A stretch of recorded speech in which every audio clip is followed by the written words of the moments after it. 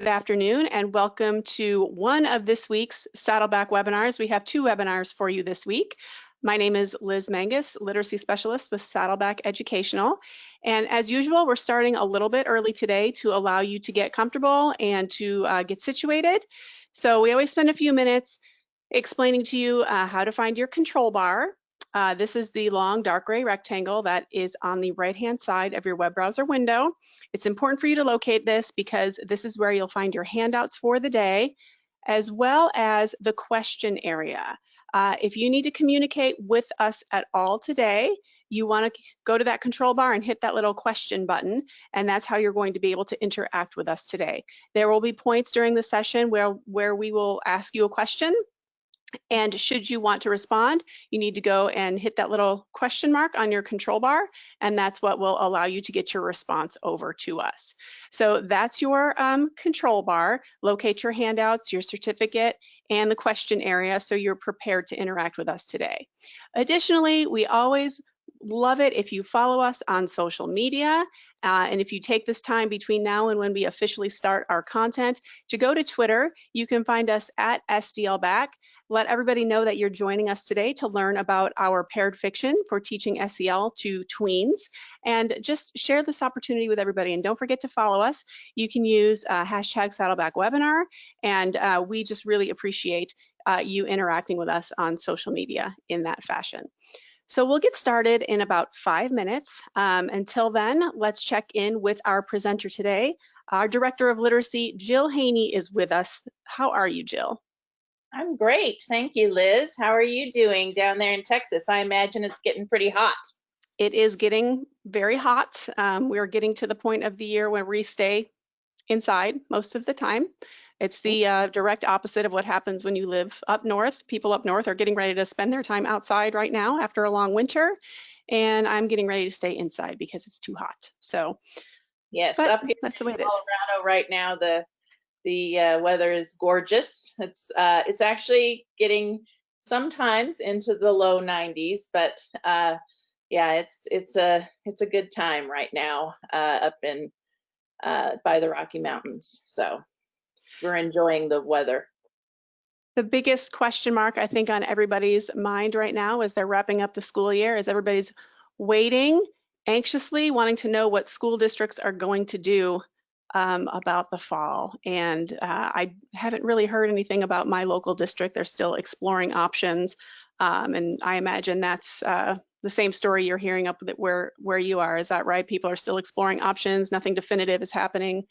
So we've had several districts in Colorado that have released tentative plans, which are interesting. Some of them are very much emphasizing the idea of a partial kind of return where students, in order to maintain the social distancing, students might just go 1 or 2 days a week to the campus and the rest of the time be in a remote situation. But there's still a lot of discussion about how this is going to work.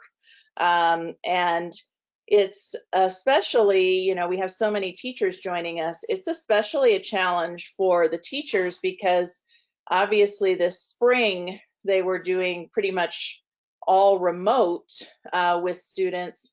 In a hybrid kind of model, there would be the expectation that they're interacting in class with the students that are at campus for that day, but they also still have to keep up with the students who are remote for that day. So I think it's going to be a very interesting summer to see how these plans end up rolling out. And it looks like, to me anyway, that it's really going to end up in many cases being a district by district plan situation. So we could see folks in very different kinds of situations come fall. Oh, absolutely. I'm getting that same message where I am in Texas. I'm always checking different districts, and everybody has a few different models on the table, but they haven't quite landed on which direction they're going to go. So some people are Our attendees are hopping on as we speak.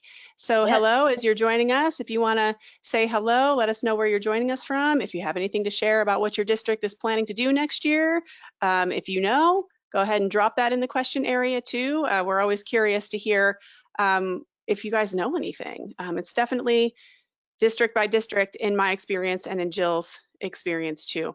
So we'll get started in about 2 more minutes. As you're hopping on, please be sure to follow us on Twitter at SDLBack, hashtag Saddleback Webinar.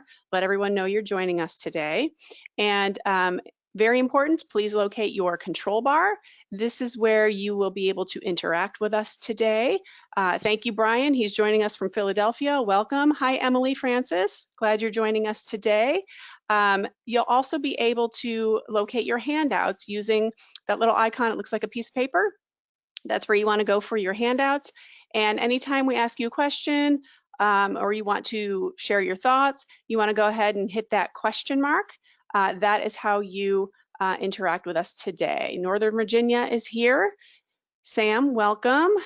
They don't have any details in Northern Virginia, but a few guidelines from the governor. Okay, what do we got here? Oh, a couple people from Philadelphia. Great, welcome, welcome, welcome. All right, we've got about one more, let's wait 1 more minute until the very top of the hour, give people a chance to hop on here. Hi, Susan from Danville. Thank you for joining us today. Vera is joining us from Richmond. Welcome. In Tennessee, Amy, welcome. Hi, Jennifer from Houston. Oh, I'm in nearby Austin. It's great, Liz, to see so many people, even though I know for a good number of these folks, summer vacation has already started. So the fact that you all are joining us today for a webinar, we really appreciate, and we hope that you're getting some time to rejuvenate and, you know, think about this, have some time to relax a little bit between the kind of rush to remote learning that we had at the end of this past school year and the kind of uncertainty that we're all facing as we look forward to the next school year. That's right. Oh, I'm so sorry, Rosie. I called her Susan. Her name is Rosie. My apologies. Welcome. Oh, okay. I see. So she goes by Rosie. My friend Rosie. Oh, maybe. Okay. Iowa decisions are district to district. Okay. Thank you for sharing your thoughts and what information you have. I know it's kind of trickling in on a day-to-day basis what districts are going to do. All right, it is 1 o'clock Eastern time, so that means it is officially time to start for the day. Obviously, we have Director of Literacy from Saddleback, Jill Haney, with us, and Jill is going to join us. Jill is joining us today to talk about using paired fiction to teach social and emotional skills to tweens specifically, because we know this is, if you're a middle school teacher, upper elementary teacher, we start getting into some awkward years, and it can be very beneficial to teach social and emotional skills to this age group, to all age groups really, but the focus of our conversation today will be predominantly with tweens. Jill, as I mentioned, is the Director of Literacy with Saddleback. She has a lot of experience teaching middle schoolers in San Antonio, Texas, right, Jill? San Antonio ISD. She is also author of many of our books, and a very well-known speaker. You may have seen her at state or national conferences presenting and sharing her expertise.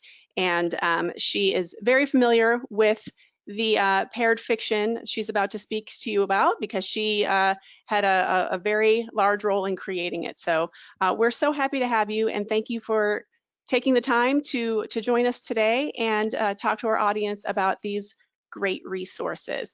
One more thing before I officially turn it over to Jill. We are having a drawing at the end of this webinar for some free books on these SEL skills for tweens. So please stick with us till the end, and you have a chance of winning some of these great books that Jill will be discussing. So thank you, Jill. I'm going to hop off here and turn it over to you. Welcome. Well, thank you. Thank you, Liz. And as Liz said, we are doing that drawing at the end of this webinar. And I hope that I wish all of you luck in terms of being chosen to get some of these books. It is a delight to be with you today to share this launch of our new Go SEL Social Emotional Stories. We worked hard on these to really make them a great opportunity for comparative text.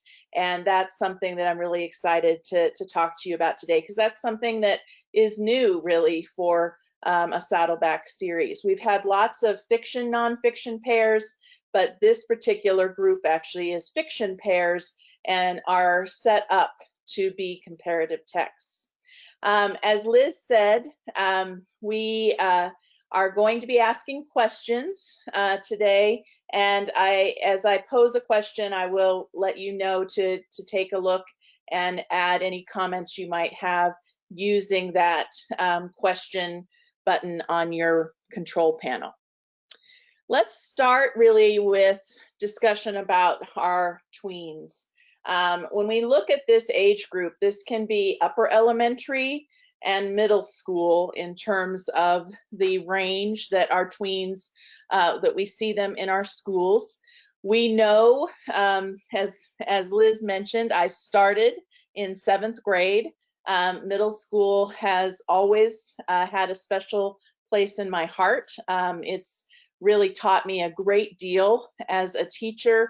And one of the things I just love about this age group is the passion that they can really have when they get behind a cause or a topic, and the kinds of thought processes as they really begin to realize, hey, I'm not just a kid anymore, I'm starting to grow up. I have my own ideas, I'm making some of my own friends, and this whole time is such an important piece in self-identity. We know that, as with all of our students, that our tweens are very diverse, not only in terms of their backgrounds, but in terms of their family structures, in terms of their experiences and what they are bringing to the classroom. And they also are very adept with technology. So when we talk about the fact we've just gone to the last few months of remote learning across the country with our different districts, these are students who probably were more adept with a lot of the platforms than we ourselves were as educators, but it's still also a group that really thrives on peer interactions. So not being able to have that day-to-day contact with peers at school has created some issues for this group as well. One of the things that the research shows is one of our issues with this group is that engagement with school can decline as students enter adolescence.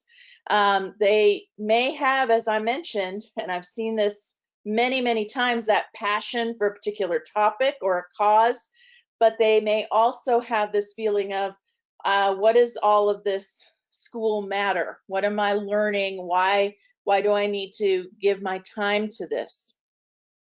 Because of that, we see significant declines in school participation, interest, and enjoyment, as well as kind of this issue with a decline in the sense of belonging across the middle school years. And that really brings us right to today's topic, which is social emotional learning, and why it's so critical as it is for all our students. But when we're talking about tweens, it is of a particular importance. Social emotional learning, as I'm sure many of you already are very well aware of, is growing in terms of something that we're addressing in schools. And when we talk about SEL at Saddleback, we're really talking about this process of looking both within yourself and looking beyond yourself. So it's These kinds of skills of self-awareness, moods and attitudes, the kinds of things that we do to manage ourselves and our own emotions, as well as our social skills and our ability to reach out to others and to really form positive and important relationships. We've seen many, many groups promote social emotional learning, but the #1 group is definitely the Collaborative for Academic, Social, and Emotional Learning. They've been leading the charge for years now, and they have also invested a great deal of time and energy into promoting research in this area. And I have found it absolutely fascinating. If you go on their website, you'll see all sorts of research studies, but some of the best are those that have shown that while we might instinctively think that doing social emotional learning in schools helps with behaviors, helps with overall attitudes, it also, the research shows, helps directly with academics. So when we talk about this group of tweens and how the research shows that participation tends to decline, this is the kind of thing that can then help that participation, that engagement, to really begin to increase again, which obviously is going to have an important role in academic success. This is something I think is very important for us to understand when we're talking about tweens and social emotional learning. The Pennsylvania State University and the Robert Wood Johnson Foundation talk about how the successful programs for this age group need to really leverage the unique developmental needs of this group of students. We know that they are finding themselves, tending to have a search for purpose and identity. The importance of peers and friendships is just growing with this group. Their attitudes toward themselves and others are really beginning to form, and their idea of metacognitive and thinking through things is also really forming. So we want SEL programs that really promote positive development in all of these areas. And that's one of the reasons that we really wanted to create this new product that is available, and it is shipping. It is brand new, called our Go SEL Social Emotional Stories. This is a series of books that approaches SEL through its topics, both the topics that look internally and the topics that look outward in terms of social skills, and it does it through fiction pairs. So if we take a closer look at some of these topics, you can see something like social awareness, and you've got 2 different fiction books. One is going to show a tween who really successfully manages that topic, and the other is going to show a tween that really has some challenges with that topic. So when we take a closer look, you'll see here in this particular book, which is from our Communicating Effectively pair, that you've got 2 tweens who figure out how to communicate well, and they end up being able to resolve a misunderstanding that was happening between them and really look at it in a very positive role. And then you have 2 tweens who really have some challenges with communicating and don't quite navigate correctly how to do effectively work through that. And there are consequences then that they have to deal with. One of the things that I absolutely love about the fact that these are comparative text is that they spur discussion. So when we talk about tweens, and we've talked about some of the things that make them really unique, we know that peers and peer relationships are really critical to this group. So being able to have something that is a kind of a great, not only discussion starter, but gets you into some deep thought and that can be really debated back and forth is a wonderful thing for these students. And of course, right now, we are in a remote learning situation. So when we talk about discussion, that can look very different than what we might have in a classroom in terms of our discussion.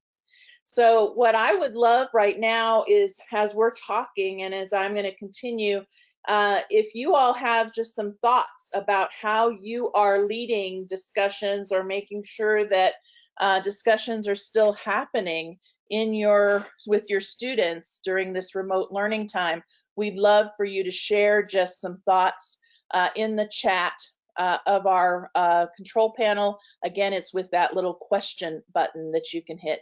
And Liz, if you see some good stuff as we kind of move forward, please feel free to share some of those things.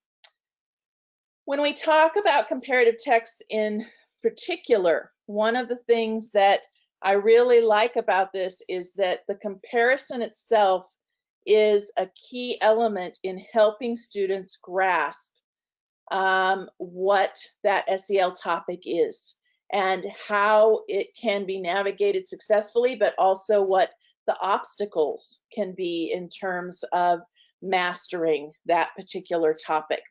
And so having that model of the successful and the challenge with the same topic really helps students to kind of zero in on what are the critical elements that lead to success with this particular topic, whether it be self-awareness or social awareness or any of the other topics in this set.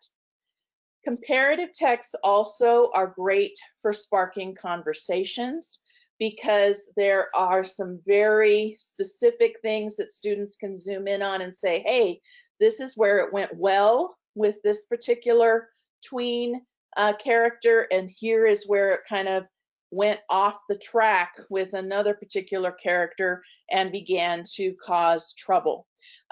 It also is great for reflection, and I think we want our reading whenever possible to also spur writing and spur reflection, and these are great for not only journaling and reflecting, but also for doing just comparative or comparative contrast kinds of responses, or using graphic organizers like Venn diagrams to organize thoughts about what is similar and what is different in a particular situation.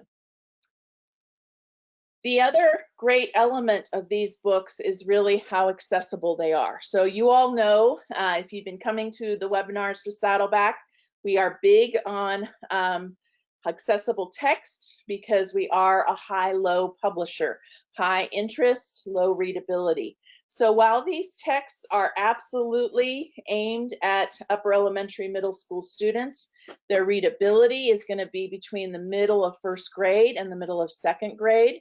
Lexiles between 230 and 300.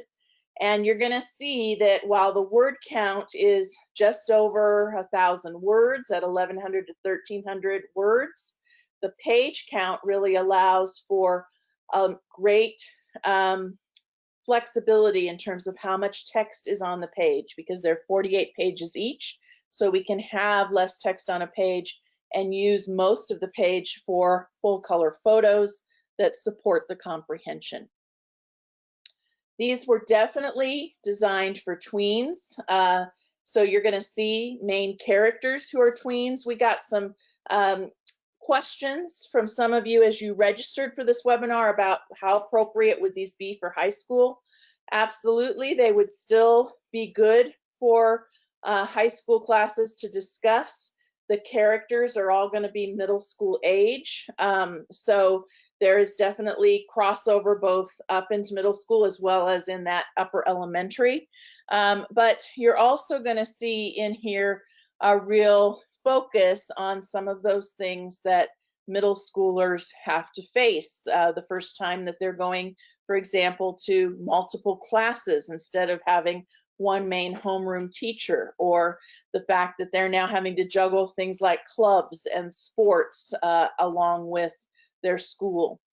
You're also going to see that these are great for our newcomers and English language learners who oftentimes are trying to figure out how to navigate the culture and how to figure out how other people are feeling. When there might be a communication barrier because of the language barrier, there is still this need to understand things like nonverbal cues and other pieces. So this is a great series for our newcomers and English learners.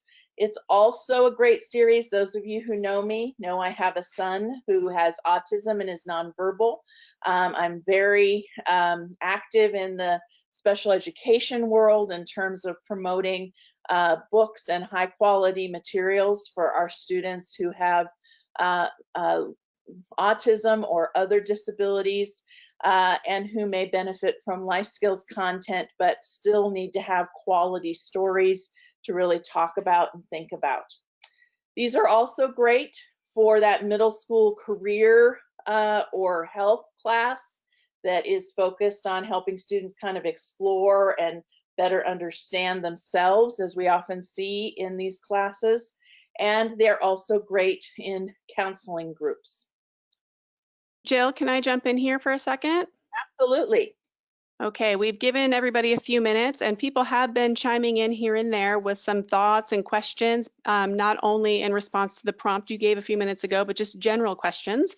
Okay. And I just wanted to cut in before I forget and some of these questions kind of get lost. So in response to the prompt that you shared a few minutes ago, Emily says that she is constantly sending messages to her students using Instagram and that they love sharing how they're doing, and I am letting them know that I am here for them. So that's how she's continuing that, that support with her students. Nancy said, after texting a component of my lesson, I would give a follow-up question or request for feedback so they could respond with their thoughts. And then we have Raquel, who shared a very common concern, which is she had difficulty trying to engage her students in discussions on Google Meets, that they would attend, but they weren't really vested in the conversation. So she's looking for some helps and tips around that. And I believe we're toward the end going to talk a little bit about that because there were similar questions that were submitted through the registration process. Other registrants had expressed that concern as well. And Cornelia, hi Cornelia, she's a regular. So Cornelia actually had a question about the comparative text and just the, I guess, the inspiration for that. She said she loves the idea, one text with success and the other showing challenges. And she just wanted to know what led you to write two texts, and is it from your own teaching experience? Okay, so first of all, a great question. I appreciate that very much. While I edited and shaped all of these texts, I was not the author of any of these because we'd like to use a team of authors. So really what happened is our brain trust kind of here at Saddleback that likes to, interact and figure out what is it that we want to do next for our products, really had this thought of, when we talk about social emotional learning, the modeling that you really want to be able to do for these kinds of topics, and that helping students really navigate that through a positive kind of modeling, as well as seeing the challenge and kind of what can go wrong, would be really helpful. And so then we turned to our authors and asked them, what would you do? And they submitted synopses, and that's really how these pairs came together. And then I spent with my other editors really working to really make these exactly as we wanted them to be in terms of that comparative text. So I love that question because, yeah, that kind of gets to the heart of where all of this kind of thought process came from. We at Saddleback are always looking for what we could create to really not only help spark discussions, but also what is needed most in the classroom. So this is something that we're really excited about to see how folks respond to this idea of the comparative text. Okay, I think that we're going to pause there so you can continue on with the information, but I will be popping in and out as is warranted by audience responses. So, Love all it. right. Thanks, Jill. So I've mentioned already that these topics are both from looking within yourself and the looking beyond yourself kind of zoom lens and look. But you'll see here the specific topics. So looking within yourself, we look at self-awareness, then self-management, moods and attitudes, decision making, and I love the decision making because this is a group of students who, again, as they are coming into this age where they are feeling more and more a sense of their own identity, they're also starting to understand that they have more control in terms of making their own decisions. Physical health and finding purpose are also within this looking within yourself lens. And then looking beyond yourself, we have social awareness, relationship management, communicating effectively. Obviously, all three of those are an important element in terms of social skills, kindness and respect, problem solving, and finding help resources. There are 2 books for each topic, so you have 24 books total in this particular series. As we take just a quick closer look at what these pairs sort of look like, you'll see here those 6 topics at looking within yourself.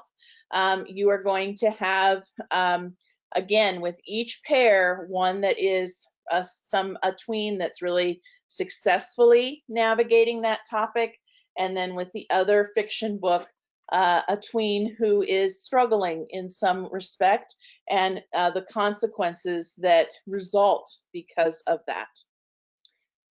Here is a close look inside self-awareness. This happens to be the book that is focused on successful navigation. Even though it's successful navigation, that doesn't mean there aren't challenges within this book. You're still going to see that the main character makes some early kinds of missteps in terms of being self-aware of how her actions are impacting others and how they're maybe looked at by others. And then she makes some adjustments and we see a real success by the end. Each of these books is going to do that, exploring the topic through a realistic scenario, and the characters are going to be diverse. And this, when I say diverse, I'm always talking not just about race or ethnicity, but also about family structures, about experiences, all of those things that make the diverse student bodies that we work with every day. Looking beyond yourself, you'll see again a closer look at these 6 topics and another quick look inside. Here you have got one of our books that is looking beyond themselves, the Communicating Effectively book.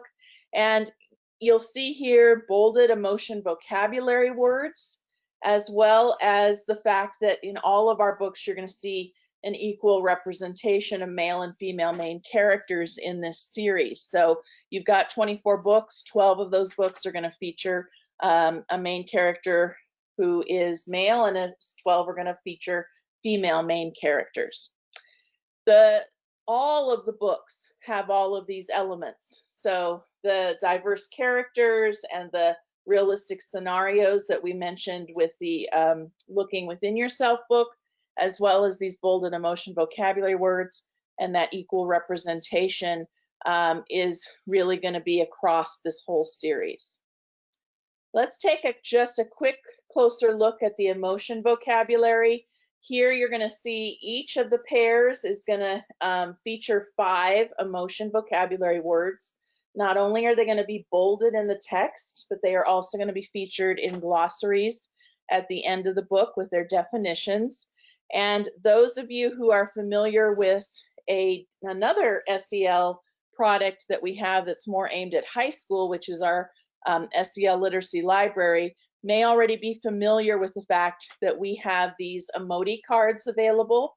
These feature those same 60 emotions, And one of the things I love about these is that they show through illustrations the facial cues and the gestures that can really help our students begin to recognize and figure out what someone may be feeling, which of course is going to then improve social awareness, but it's also going to improve self-awareness because we are looking at a range of emotions here. So students really get a sense of what's the difference between angry and furious, and how might that look different, how might that feel different. So it also helps our students increase their vocabulary and be better able to pinpoint really how they are feeling.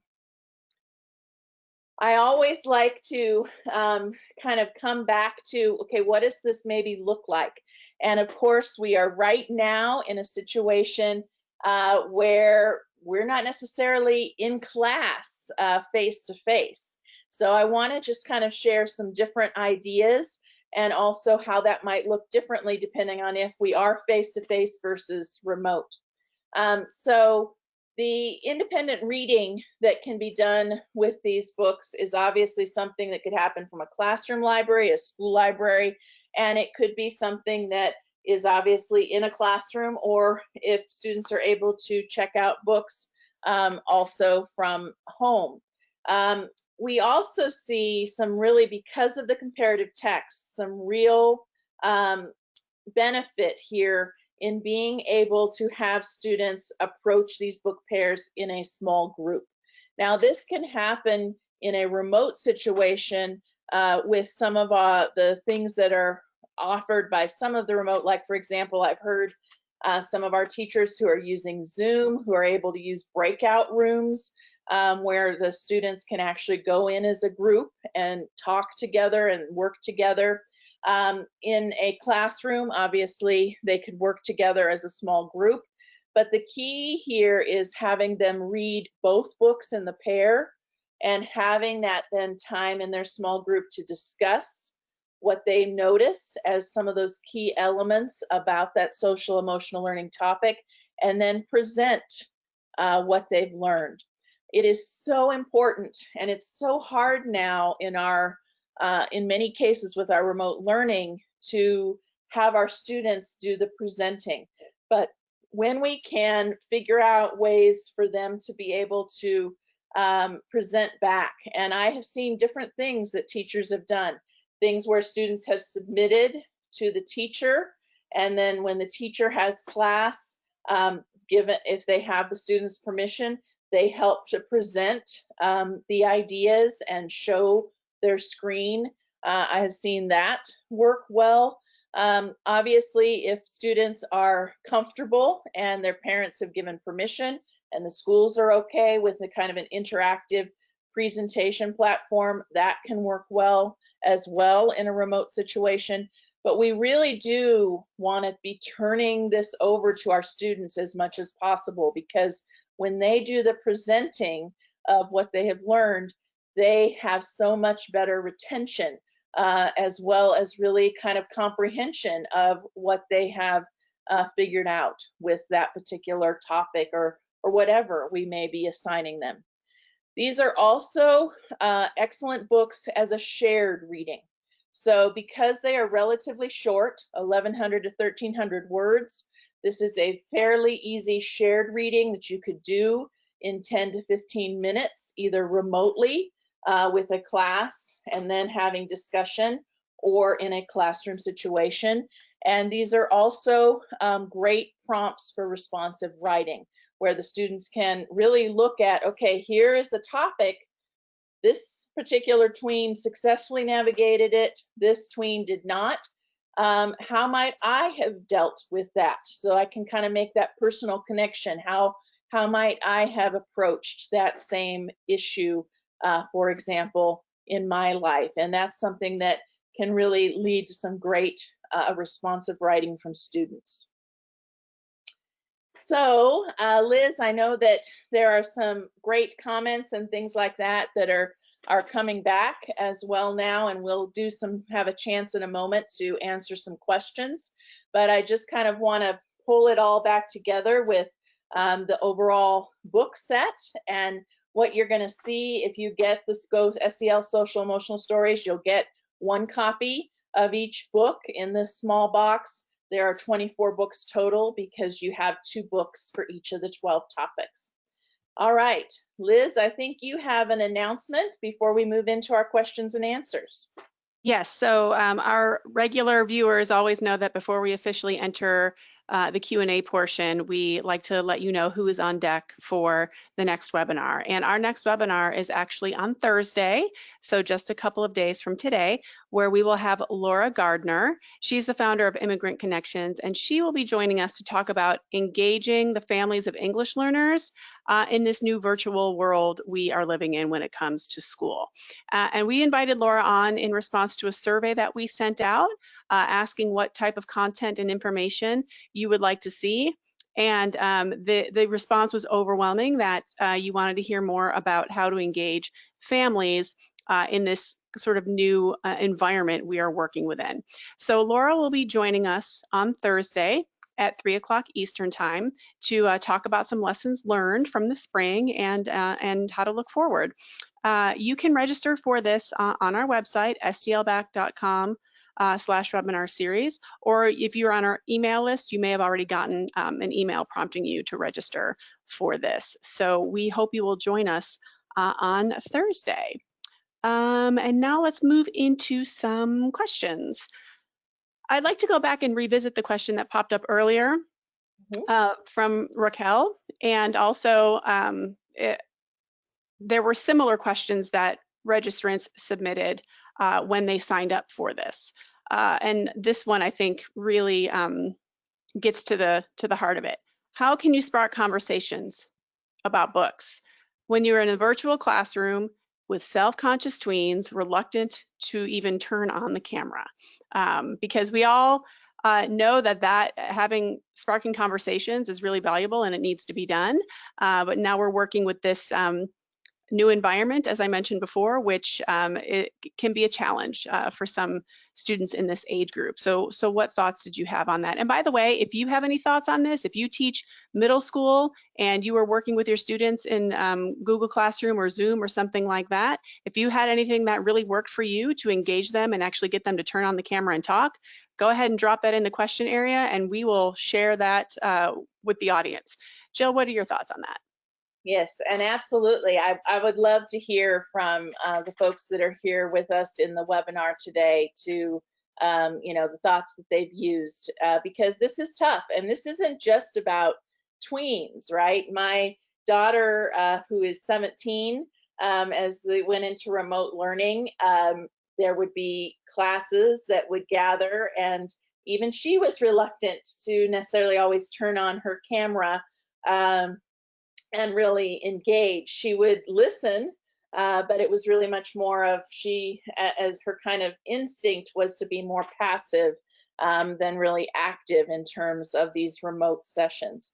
And that is a big challenge. You can't necessarily force somebody to turn on their camera, especially if they're very self-conscious about how they might appear on that camera. And so it's about then finding, in my mind, alternative ways. And we heard some great ideas earlier about the use of texts and Instagram to be able to share maybe privately. So maybe it becomes more of a one-on-one kind of discussion.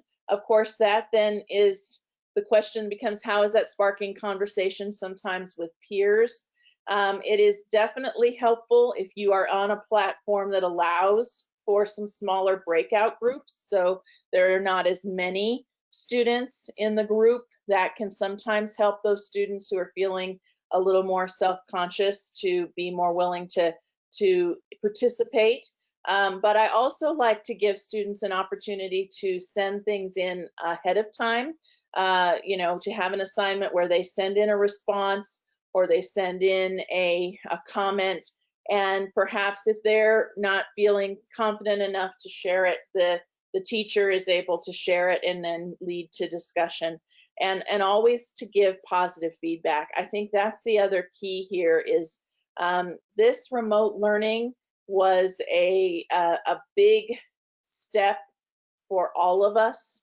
All of us, as both as educators and students, had to figure out and navigate how this was going to be and work. And so really the more praise we can give and opportunities to really acknowledge is really important. Liz, I want to just mention, just like you do at the beginning of this webinar, where you can see who has joined and you have an opportunity to just say hello to people. This can really help too in a remote classroom situation when we are able as teachers to acknowledge and say, hey, I see that you've joined us. I'm excited, glad to have you here.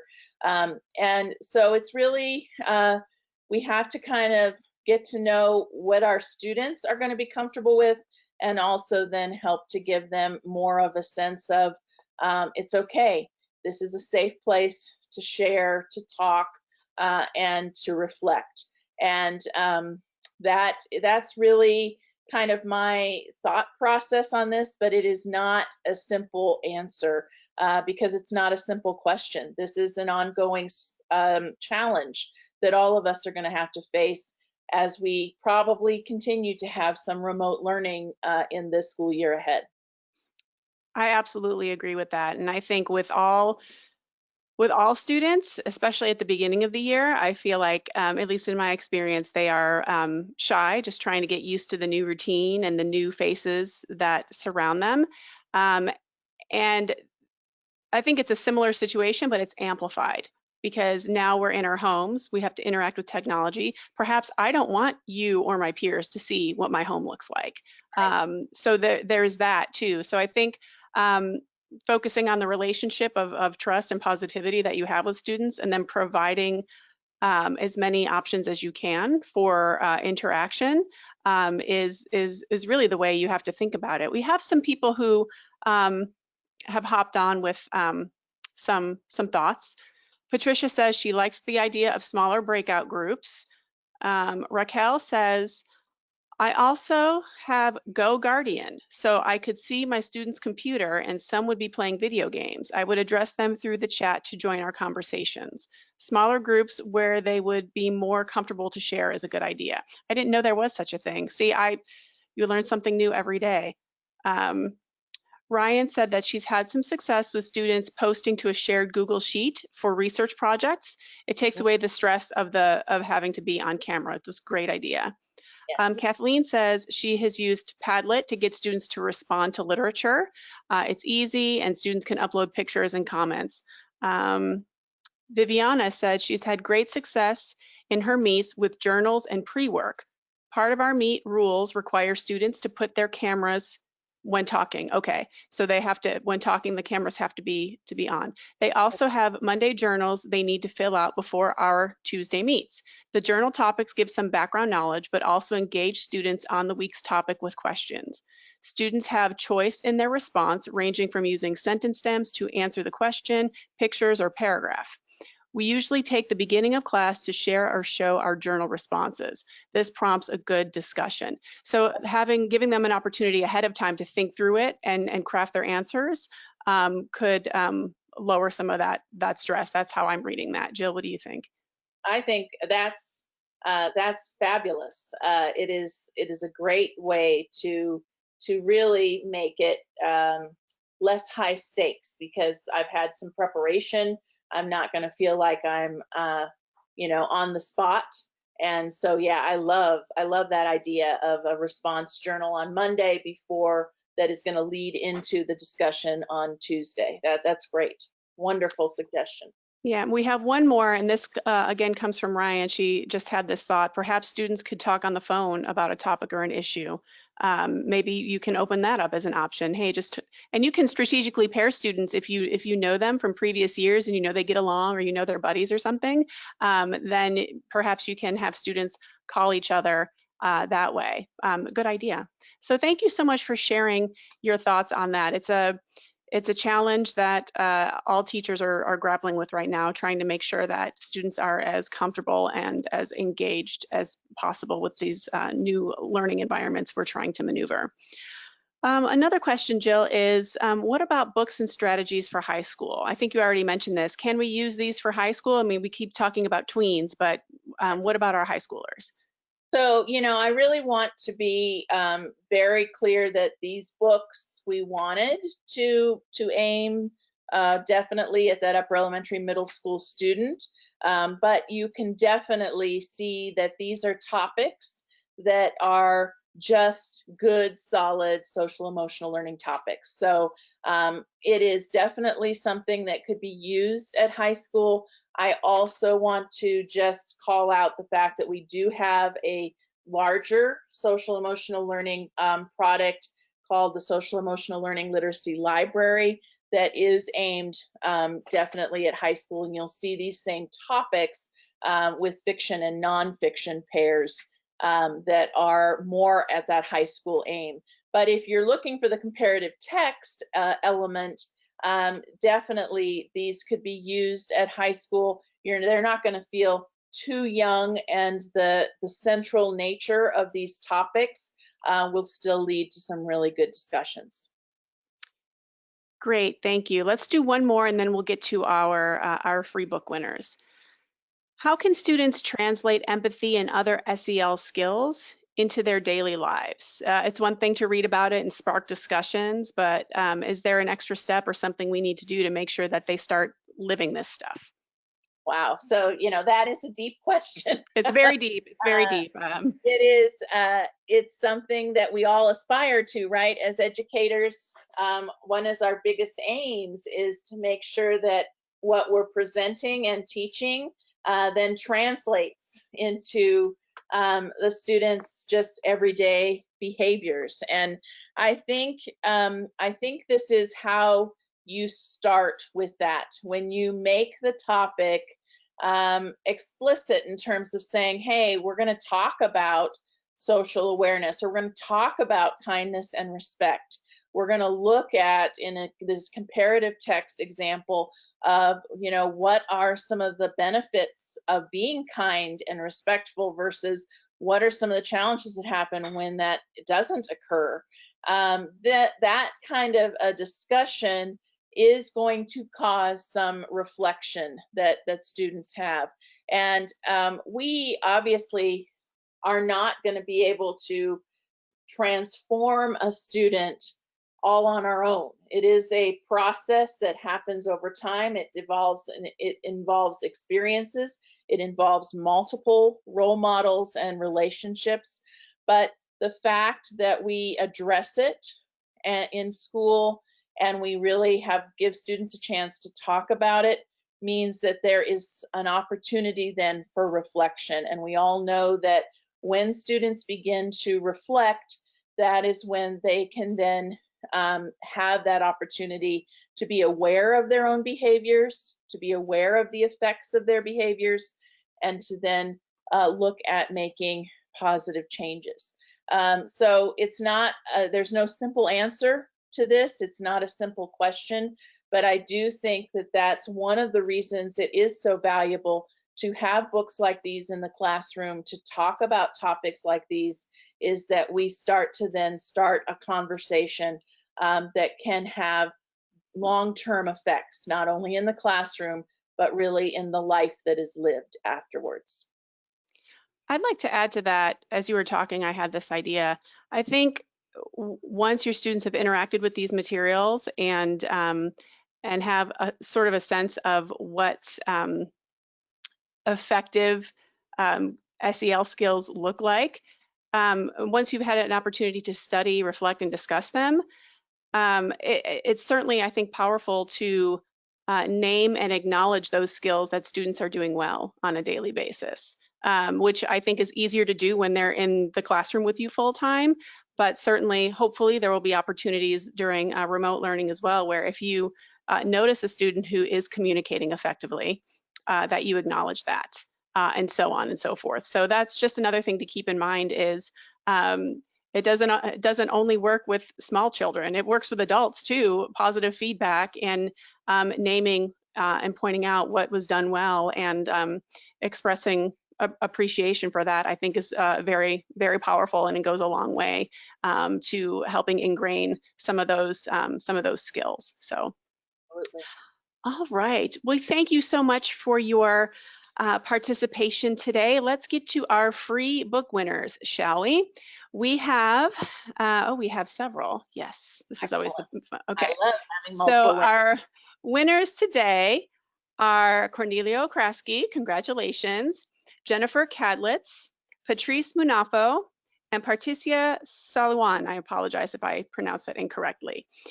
So these are the winners, and we're going to reach out to you by the end of the day today to get an address of where we can mail your books. So congratulations. Once again, that is Cornelia Okraski, Jennifer Cadlitz, yes, Cadlitz, Patrice Munafo, and Patricia Salawan. So thank you so much. Congratulations to our winners. And thank you everybody for joining us today. We hope you enjoyed learning about these materials. And thank you to Jill. This is Jill's contact information. You can of course always reach out to Saddleback, contact@sdlback.com. You can find us on the web, and of course Twitter. You can reach out to us on Twitter as well. We're actually all over the place on social media, so you can find us on YouTube, Instagram, Pinterest, Facebook. You can even give us a call. So if you have any questions or need any more information from us, please do not hesitate to reach out. And if there are any questions that went unanswered, we usually follow up after the webinar. And in a few hours after this webinar, you will get an email with the recording and any handouts and things like that. So just be on the lookout for that. And hopefully you will join us on Thursday when Laura Gardner comes to talk about family engagement. So once again, thank you so much for joining us, everybody. It's always a pleasure to talk to you and hear your thoughts. And it's always a pleasure, Jill, to have you on as well. So thank you, everybody. And we will see you again on Thursday. You have a great day.